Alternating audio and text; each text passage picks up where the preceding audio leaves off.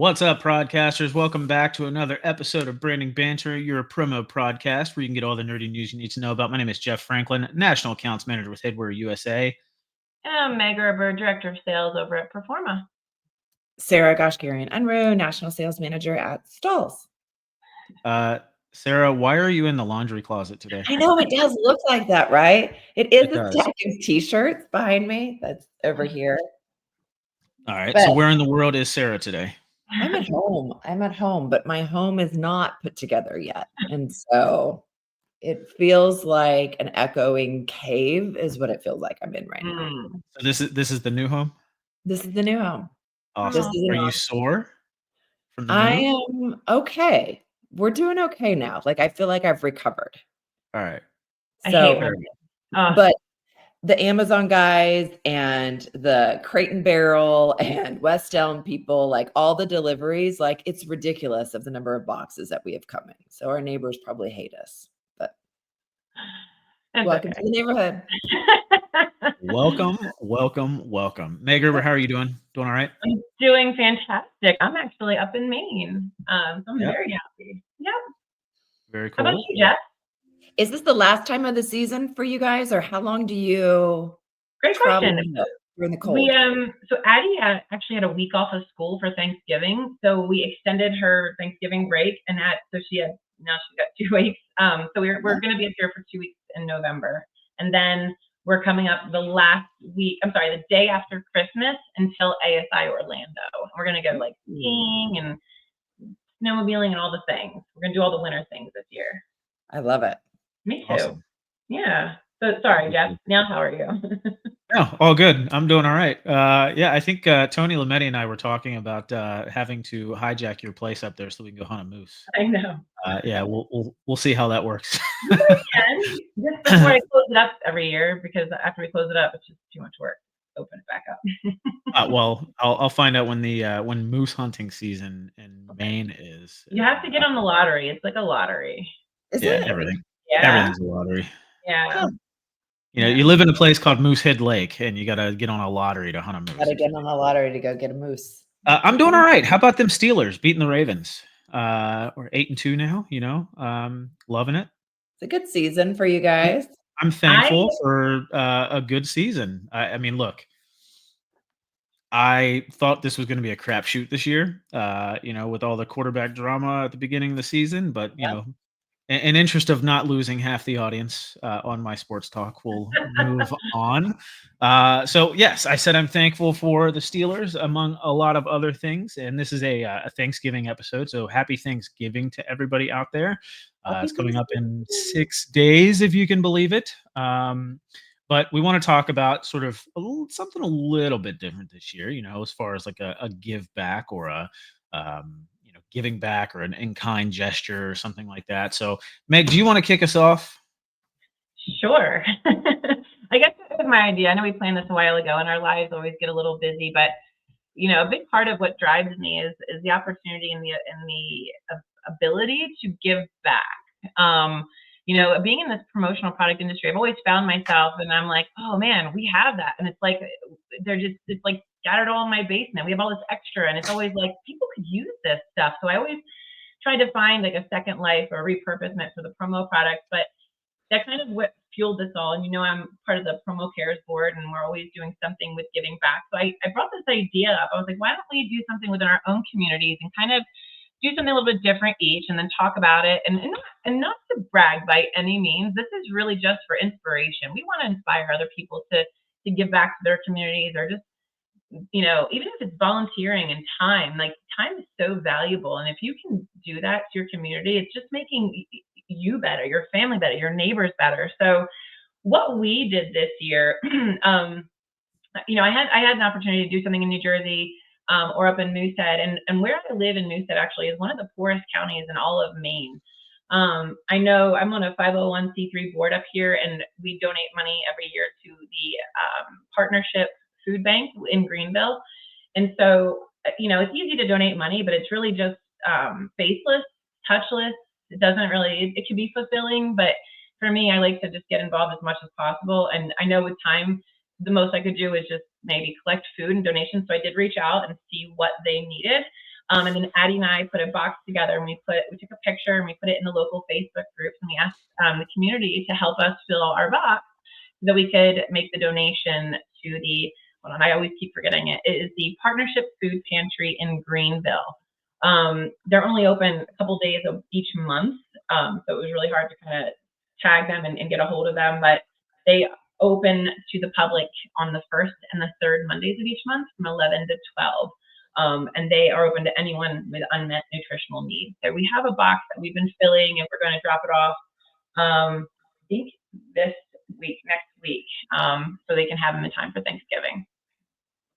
It's awesome. I love getting involved with the community, and I think that it is so important that you involve your kids. So I love that you got Addie involved into it too, because I think it, teaches them also like the importance of, giving to others, and just how important it is, for you. So setting examples. Thank you. And I think she sees how it feels, I don't know, fulfills me. I know that kind of, but she gets her so excited to just be a part of that. So when this post airs, I'll drop a picture of that post, like a screenshot in the comments, just to kind of give people an idea of what it looks like. But that's all.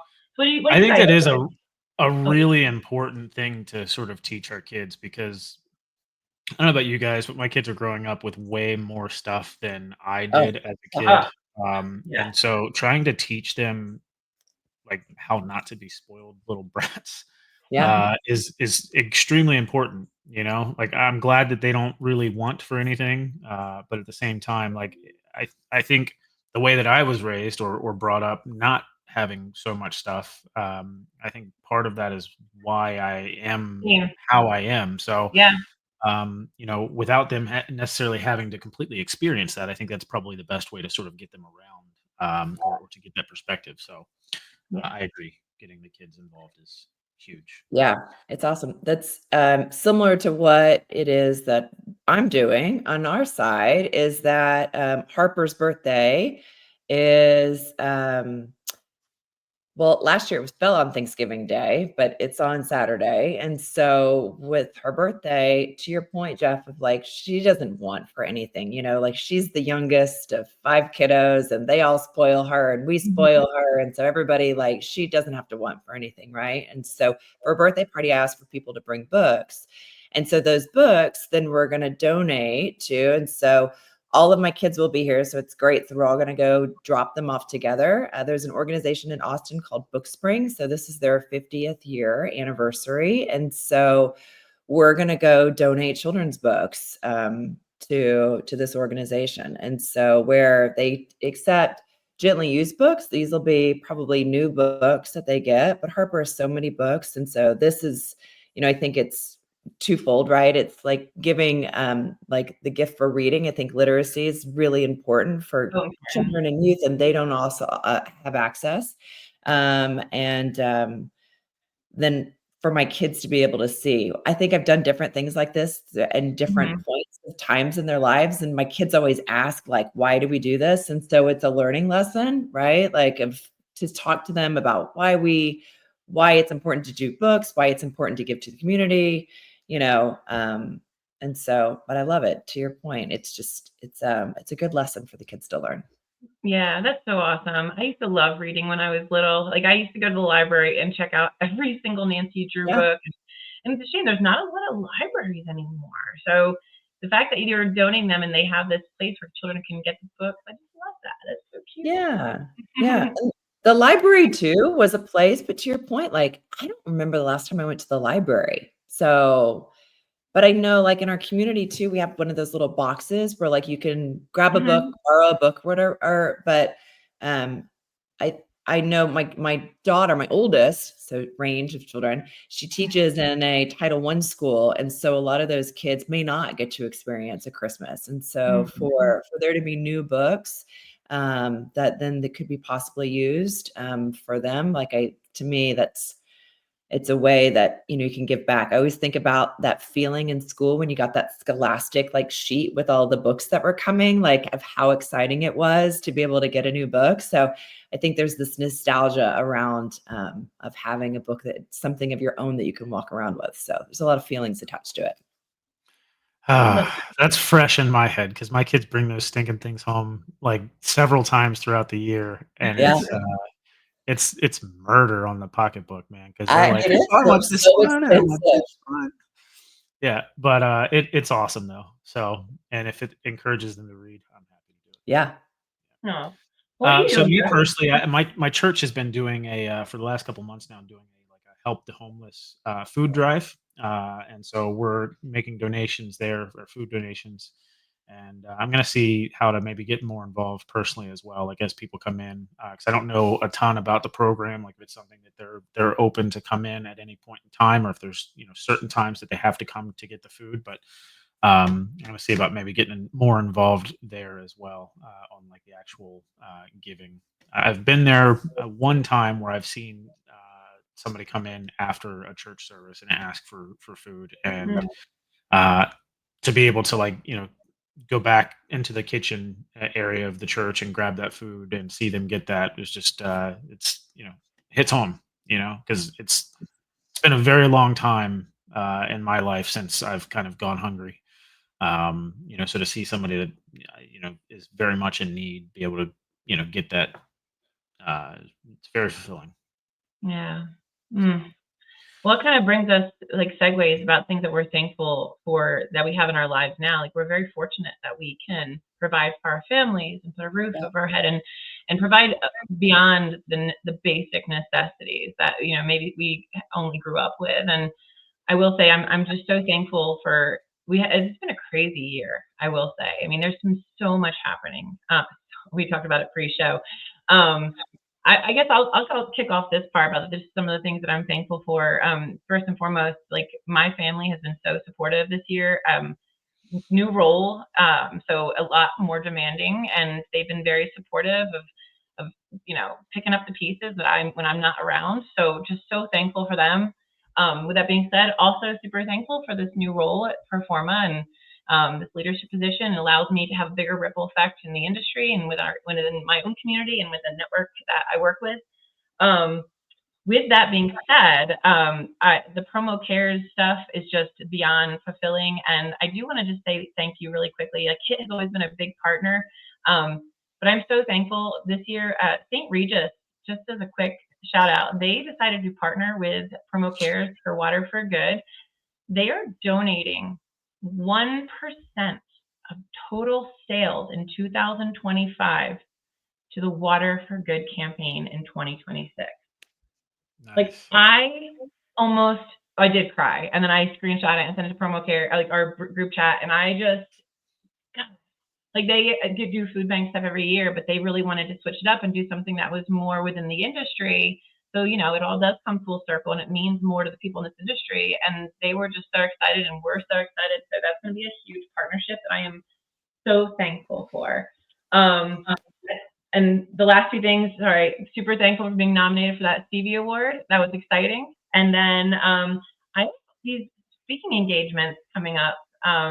You'll see me at ASI and CPAI during speaking engagements. So I'm super thankful for that. Did we lose Sarah? I think her internet is thinking. Okay. She's coming back in. We'll remove that one. Sarah. There we go. A different Sarah. Oh my gosh. There were I'm two thankful for Sarahs. Sarah. I'm actually very thankful for Sarah. I will say she's been a huge asset to this podcast. Super Yeah. excited that she's joined us full time this year, and just really thankful for you both, honestly, in this podcast. The opportunity to sort of take this, what we've been doing, Meg, for the last 5, almost 6 years now, and move away from previous partnership and do it on our own has been both rewarding and fulfilling. It's also been a headache at times, and so I'm thankful for you both to sort of help carry that burden. And so yeah, Aw. thankful for everybody at Headwear USA for kicking butt this year and every year. And yeah, Awesome. Well, I'm thankful for my family. So there has been a lot of transition too, similar with you, Meg, in our lives. So transition of roles, but then we've also moved. And so, and I do a ton of traveling. And so I wouldn't be able to do that without the support of my family and my kids. So transition for them to college. And there's just a lot of moving parts, I feel like. And so I'm really, really thankful for all of my family that I've got in my life to help support me in all of my endeavors and crazy thoughts that I've got.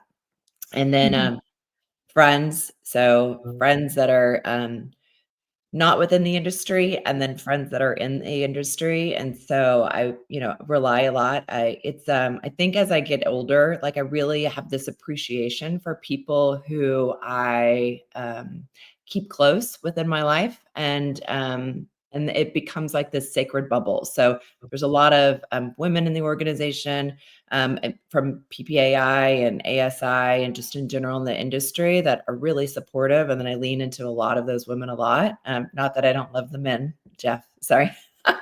But the women, I feel like I'm really trying to, build up strength around the other powerhouse women that I find in the industry that are so inspirational. And then I'm super thankful for you guys for bringing me onto this podcast full time. So it's something that I look forward to every week whenever we film together. And I am freezing, and I love that I get to freeze in the middle of me talking. So I don't know if you even heard No, what I you're said. good. We heard everything. Yep, we're good. Okay, Yeah. good. I was like, I want to make sure. I'm thankful to Stalls, and so my new family at Stalls, which has been fantastic, getting to know a whole new group and with decorating apparel. So it's opened up a new door for me. And so like it's been really, really exciting, but there's a lot of moving parts that keep it all together, but really thankful for everybody and everything. So well, thank you guys. That was awesome. I love this. Is one of my favorite episodes every year. It's just, and thank you to the audience. We've been able to do this for the last 6 years because of you guys. So we appreciate the listens, the follows, the engagement. Thank you. It means a lot from all of us. So Yep. I love it. And I got to give a shout out to my wife. Thank God for her. Yeah. Would not be able to do anything that I do without her. Thankful for my kids. I have incredible friends as well. Like I was just mentioning Tony Lametti, Meg at the beginning of the podcast. Great friends within the industry and outside of the industry.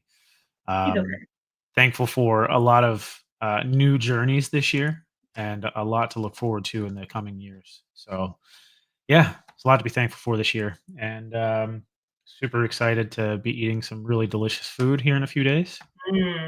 Yeah, me too. Wow. What food are you most looking forward to, Sarah? Oh, so my daughter keeps talking about this mac and cheese she wants to make. And so I am not, for those of you who know me, I'm not a big cheese fan. And so I'm going to go all into her mac and cheese just because she's so excited for this. But I think I've learned as my kids get older, it's always interesting of what they hang on to from a tradition standpoint. And so what they like to make or what they like to cook and what they like to kind of take over from a task standpoint that like I used to manage and do. So to me, that's really, really fun. So the mac and cheese, the green bean casserole has nothing to do with the turkey at all. I don't love it, but we'll eat it. So listen, my youngest daughter, Ayana, would go ham on that mac and cheese. I love it. Yeah. All right, Meg, what about you? Did you get the recipe? Did you see all the ingredients that I need? Like, I got you. I'm a big turkey fan. I make my own gravy from scratch. Like I literally buy almost an entire turkey to make my gravy. As you should. I know, but so that's it. And you should also make your own cranberry. So we had this discussion. I like it right out of That's disgusting. Cranberry. I'm the only one that eats it, and I don't care. Because it's gross. Right out of the can. If you would make that from scratch as well, everybody would eat it because it's freaking delicious. I'm telling you, I've never liked cranberry sauce, and then I made it my own on my own from scratch, like I don't know, 3-4 years ago for the first time. I was like, holy shit, this stuff is awesome. All right, and it's been a staple every year. All right, maybe I'll try it. So. Tanya, squeeze in some or put in some orange juice. With cranberries. Cook it, little sugar, a couple other little ingredients, and then some lemon zest. Okay. I'm telling you, man, it's good. It's good. I love it. Are you a piler? Like I'm when sorry, you what? go get your plate for Oh, Thanksgiving, Oh, yeah. do piling. Yeah. you pile or I do eat it you like all. separated? All of it? Like all, yeah. Yeah. I mean, it's all going in the same The same In place the hole. same place. anyways. I know, I And know. honestly, it I'm a all tastes food better touching, together like, anyways. freak, So I guess. I don't love my food to touch each other, so yeah. Nope. So you're one of those people that buy the plates with the 6 different sections on it. well, if they made it like that, yes, I would totally buy it like that. So 3 sometimes isn't enough. I Yeah. actually saw a TikTok video, and it was like everyone is leaving with these like this take home thing, and it was tinfoil cupcake holders, right? So you put the mashed potatoes to go in one, you put the turkey in the other, the green bean casserole, the mac and cheese, the gravy, cranberry sauce, and that's to go, and then it doesn't touch. I know. Like, I totally need to find that TikTok. Like, I'm all about I'll that. send it to you. I'll send it to you. Yeah, thank you. So, I love that. well, thank you guys for listening to this thankful episode. Yeah. You're welcome, Meg. Thank you, Learn something everybody. new every day. Yeah. All right. Well, listen. Go enjoy the turkey, the mashed potatoes, the corn, the green bean casserole, the mac and cheese, the homemade cranberry sauce, not that crap in a can. And we're thankful for you guys. Until next time. Yeah. There you